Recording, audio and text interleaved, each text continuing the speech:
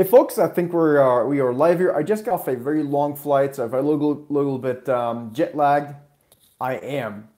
Let's keep it very straightforward and get right to the point. Yesterday we talked about a losing trade that I just had in shares of First Solar.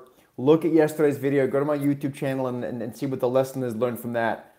Today I want to go through an actual trade that I'm looking at right now. It's in Netflix. Netflix, of course, has been one beast of a stock. I'm going to show you two simple charts, what I'm looking at right now in Netflix. Very simply, I think the stock is overbought. Before we look at that, though, real quick, let me say that I like Netflix as a long-term growth story. So this is not a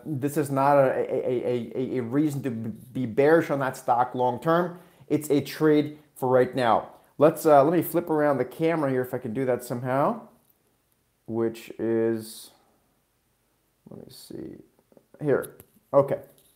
So, all right, first of all, this is the long-term sort of view on shares of Netflix. This goes back to, on the lower left-hand corner down here, that's 2012. This is now, okay?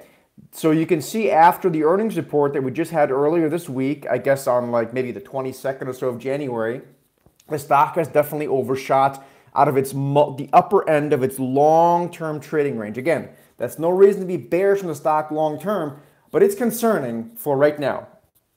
Zooming off a little bit closer into the bottom here, what you see is a very simple, what's called MACD, moving average convergence divergence moving average, or sorry, oscillate, I meant to oscillate. I told you I was jet lagged. And you can see we're very, very overbought, like record overbought in that stock ever. So let me show you what I'm looking at doing. Again, I'm not looking to short the stock long term. That's a silly thing to do. It's a huge growth company.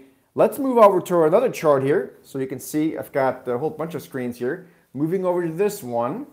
This is now what we're looking at with what is labeled as my proprietary TST Vertical X Pro indicator. Again, it's the same chart. It's a chart of Netflix. And this is what it looks like. Let me zoom a little bit closer so you guys can see this. What this indicator does is basically prints these blue arrows when the stock gets overbought. Once those blue arrows stop printing, the stock will tend to consolidate. You can see it happen here at the time here when that happened in July of 2017. The stock then actually ended up dropping about 15%. I'm not calling for that necessarily, but it is now once again getting to the point where those blue arrows are printing. So let me zoom in a little bit closer for you.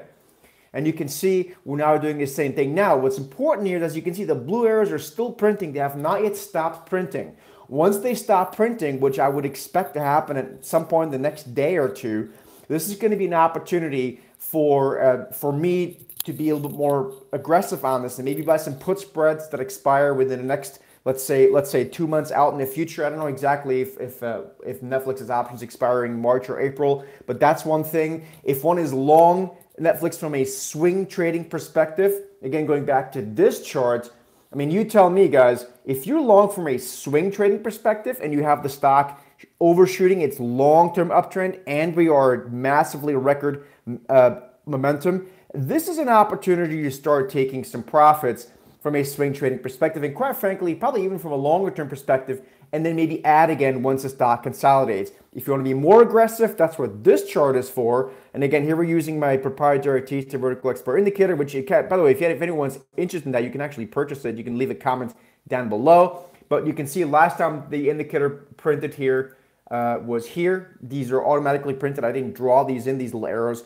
But once they tend to print, the stock will tend to consolidate and maybe even go lower. So I'm actually looking to buy a put spread in this once these blue arrows stop printing. And that, my friends, is it for today. If you have any questions, please leave a comment down below. I'll see you in the next video. And I'm actually going to get some sleep right now because I'm still very jet lagged. Take care.